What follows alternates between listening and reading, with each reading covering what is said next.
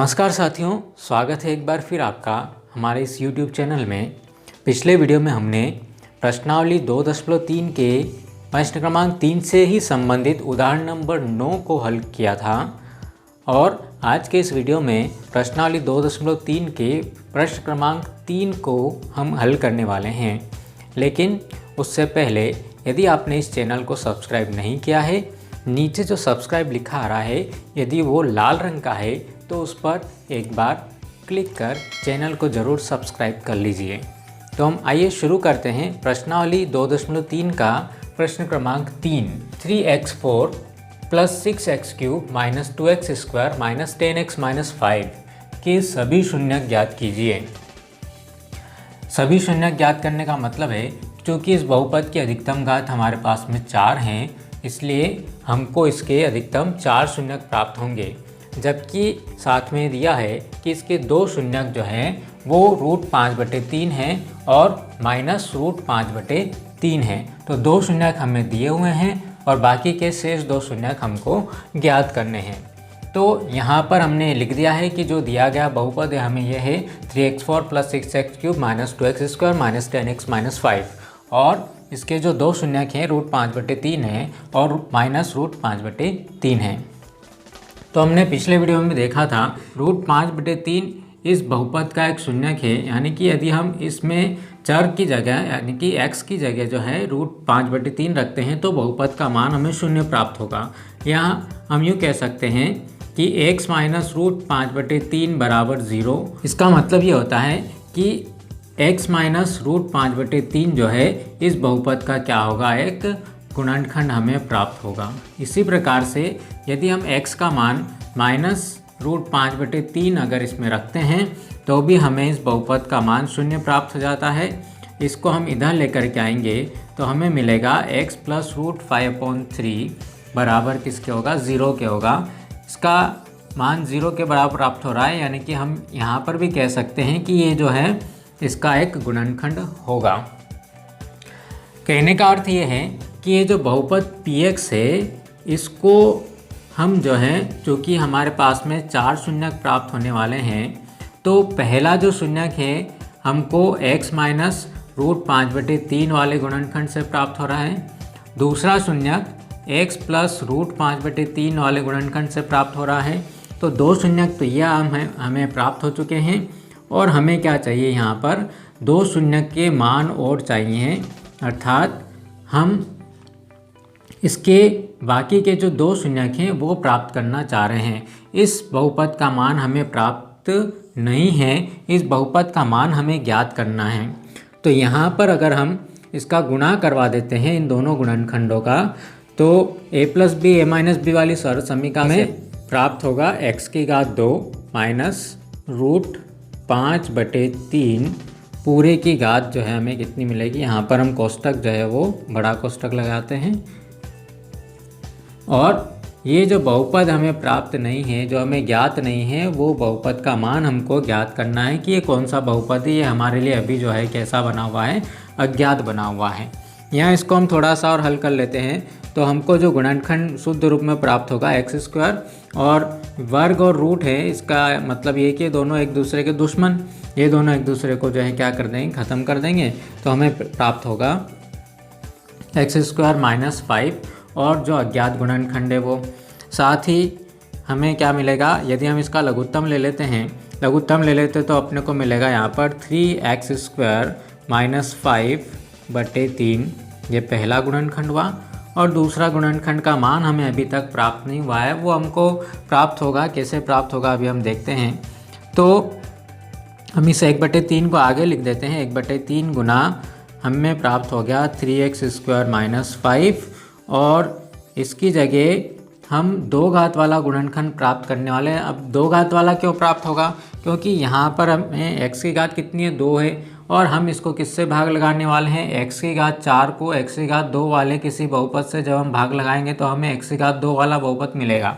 ये पिछले वीडियो में भी देखा था हमने और त्रिघात बहुपद के गुणनखंड ज्ञात कर रहे थे तब भी देखा था। जब ये वाला जो बहुपद हमें प्राप्त होने वाला है कहने का अर्थ है कि ये जो बहुपद हमें प्राप्त होगा, कौन सा बहुपद प्राप्त होगा, ये हमें द्विघात बहुपद प्राप्त होगा। और जब द्विघात बहुपद प्राप्त हो जाएगा तो 2 शून्यक तो हमारे पास में इससे प्राप्त हो चुके हैं ऊपर, इससे हमें जो है कितने शून्यक और प्राप्त करने हैं, 2 शून्यक प्राप्त करने हैं इसके गुणनखंड करके। तो इसके गुणनखंड करने के लिए जो हम क्या करते हैं, इसको जो है भाग लगा देते हैं। किस बहुपद को भाग लगाएंगे हम, ये जो हमारा px जो बहुपद है उसको भाग लगाते हैं। किससे भाग लगा देंगे हम, 3x² - 5 से भाग लगा देंगे। अब आप कहेंगे कि एक बटे वाला जो है वो 1/3 जो है हमारा कहाँ चला गया। तो उसके लिए हमने जो है कहीं ना कहीं पिछले वीडियो में, आपको याद है, क्या याद होगा आपको, वो मैं आपको याद दिला देता हूँ कि क्या बताया गया था कि हमने कोई भी एक बहुपद लिया था x² + 5x - 6, ऐसा एक बहुपद था। और मैंने बोला था कि इस बहुपद के शून्यक जो भी प्राप्त होंगे, है ना, क्योंकि द्विघात बहुपद है तो द्विघात बहुपद है तो कितने शून्यक प्राप्त होंगे, शून्यक नंबर 1 और शून्यक नंबर 2, 2 शून्यक हमको प्राप्त होने वाले हैं। इसमें आप किसी भी संख्या से गुणा करवा दें, किसी भी संख्या से गुणा करवाने से मतलब है कि आप 1/5 से गुणा कराएंगे तो शून्यकों के ऊपर कोई फ़र्क नहीं पड़ने वाला है। चाहे आप 1/50 से गुणा करवा देंगे इस बहुपद में तो भी शून्यकों के ऊपर कोई फ़र्क नहीं पड़ने वाला है। तो हमारा जो 1/3 है इसको हम यहाँ पर स्थिर रखते हैं। हम किससे भाग लगाएंगे, इस px को 3x² - 5 से भाग लगाएंगे। ठीक है, चाहे तो हम इस px के बटे में लिख सकते हैं हम px बटे 3x² - 5 और हमें मिलेगा 1/3। और जो बहुपद हमें यहाँ पर ज्ञात करना है, ये कौन सा बहुपद रहेगा हमारा, वो भी हम लिख देते हैं कि हमें जो प्राप्त होगा यहाँ पर वो द्विघात बहुपद प्राप्त होगा। और हम देख रहे हैं कि इस द्विघात बहुपद में आप किससे भी गुणा कराओ तो इसके शून्यकों के ऊपर कोई फ़र्क जो है हमारा नहीं पड़ने वाला है।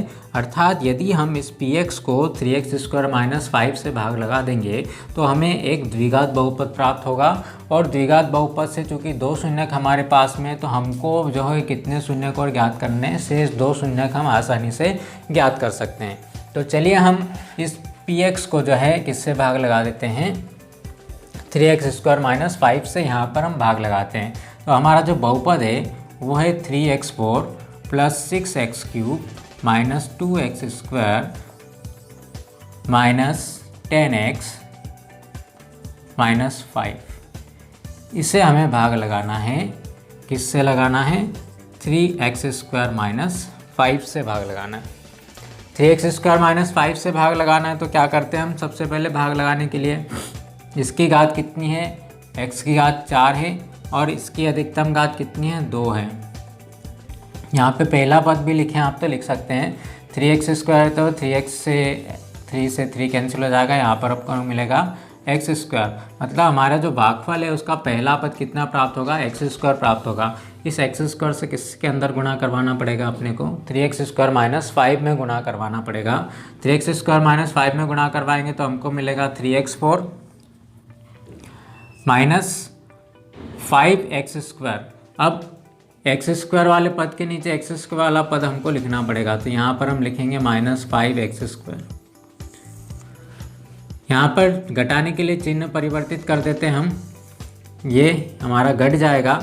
बाकी बचा जो है हमारा क्या बचा हुआ है, यहाँ पर 6x³ बचा हुआ है, माइनस के 2 हैं प्लस के 5 है तो कितना मिलेगा, प्लस के 3x² मिलेंगे, -10x और -5 को आप ऐसा कैसा नीचे लिख दीजिए। अब भागफल के लिए हमारा जो पहला पद है वो कितना है, 6x³ है और जिससे हम भाग लगा रहे हैं वो कितना है, 3x² है। 3 से इसमें भाग लगाएंगे 2 मिलेगा, x² से x³ कट जाएगा, मतलब हमको यहाँ पर भागफल का अगला पद जो प्राप्त होगा वो कितना प्राप्त हुआ, प्लस का 2x। इस प्लस 2x से क्या करना पड़ेगा अपने को, इसके अंदर गुणा करवाना पड़ेगा भाजक के अंदर, तो हमें यहाँ पर मिल जाएगा 6x³ और प्लस माइनस 5 2 जा 10 हो गया 10x। तो यहाँ पर अपने को x वाले पद के नीचे x वाला पद जो है हम लिख देते हैं, चिन्ह बदल देंगे, माइनस हो गया और इसका चिन्ह क्या हो गया, प्लस हो गया। एक प्लस का एक माइनस का घटा लो, एक प्लस एक माइनस घटा लिया हमने, जो बाकी बचा हुआ कितना मिला हुआ अपने को, 3x² - 5।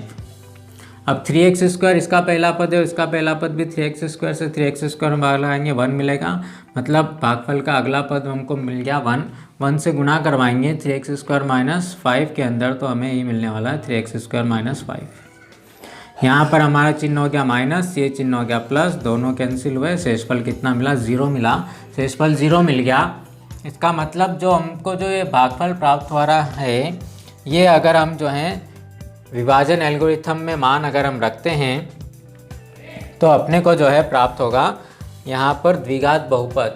ये द्विघात बहुपद जो हम यहाँ पर अज्ञात राशि हमारी थी वो हमें मिल चुका है, उसको हम लिख सकते हैं x² + 2x + 1।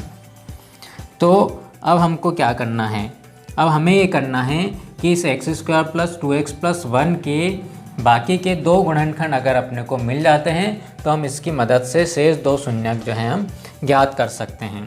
कि अब यदि जो है हम क्या करते हैं, इसके दो गुणनखंड और निकाल देते हैं x² + 2x + 1 के, तो हम देखते हैं कि इसमें x² का पद 1 है और यहाँ पर जो है अचर राशि वो भी 1 है। 1 का गुणा 1 में कराएंगे, ठीक है, तो गुणा हमारा कितना आना चाहिए, 1 ही प्राप्त होगा। योग है इसका वो कितना होगा 2 प्राप्त होगा। योग क्यों बोल रहा हूँ मैं, क्योंकि यहाँ पे धन का चिन्ह है और दोनों गुणनखंड अपने को कौन से मिलने वाले हैं, प्लस, तीनों ही चिन्ह प्लस के हैं, तो कोई परेशानी वाली बात नहीं है, आप जोड़ करके लिख सकते हैं। तो x² + x + x हो गए 2x + 1। अब इन दोनों में x को कॉमन ले लेते हैं तो अपने को मिलेगा x + 1। यही चिन्ह आपको यहाँ पर लगाना है, 1 कॉमन लिया x + 1। अगली बार फिर हम x + 1 कॉमन ले लें तो अपने को क्या प्राप्त होगा, x + 1 और x + 1 जो है प्राप्त होगा। यानी कि जो px के कुल जो हैं 4 गुणनखंड अपने को प्राप्त हो चुके हैं, वो उसमें से दो गुणनखंड जो थे कौन से थे हमारे, x - √5/3 और x + √5/3, और बाकी के जो दो गुणनखंड हमने विभाजन एल्गोरिथम का प्रयोग करके निकाले हैं वो मिले अपने को x + 1 और x + 1। इसलिए हम जो है अगर इसके शून्यक प्राप्त करना चाहें तो हम क्या लिखेंगे, यहाँ पर शेष शून्यक के लिए यहाँ पर हम लिख देंगे कि शेष शून्यक प्राप्त करने के लिए आपको जो है क्या करना पड़ेगा, ये जो गुणनखंड आया है हमको इसको 0 के बराबर करना पड़ेगा, और दूसरा गुणनखंड मतलब चौथा गुणनखंड हमें प्राप्त करने के लिए इसको भी 0 के बराबर करना पड़ेगा। तो x बराबर -1 और इसको भी उधर लेके जाएंगे तो x बराबर -1 प्राप्त होगा। तो हमें जो शेष शून्यक जब प्राप्त हुए वो कितने प्राप्त हुए हम यहाँ पर लिख देंगे। अतः शेष शून्यक -1 और -1 होंगे या हैं। मिलते हम अगले वीडियो में इसी प्रश्नावली के प्रश्न क्रमांक 4 और बाकी प्रश्नों के साथ में। यदि आपको वीडियो पसंद आया हो तो इसे अपने दोस्तों में शेयर ज़रूर कीजिए, लाइक कीजिए, और यदि आपने चैनल अभी तक सब्सक्राइब नहीं किया है तो इसे ज़रूर सब्सक्राइब कीजिए। धन्यवाद।